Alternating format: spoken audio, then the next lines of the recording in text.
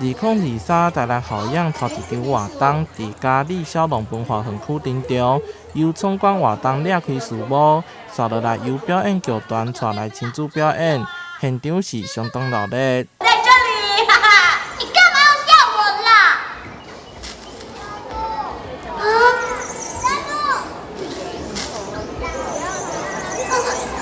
哥哥，那里好像有什么东西耶。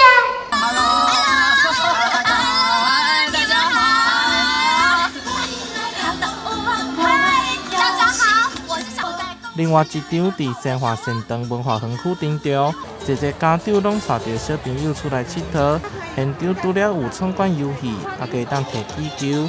市长恩伟体也特别现身，发送小礼物，手先祝福市民圣诞节快乐。那其实我们现在已经有3场，一场在嘉里骁龙，一场在麻豆总园，一场在善化。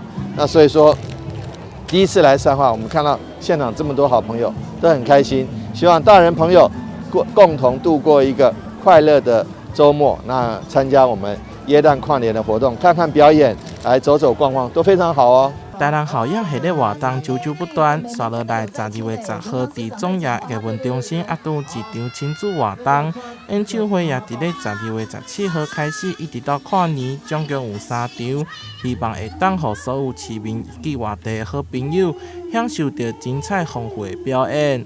台南新闻杨顺怀采访报道。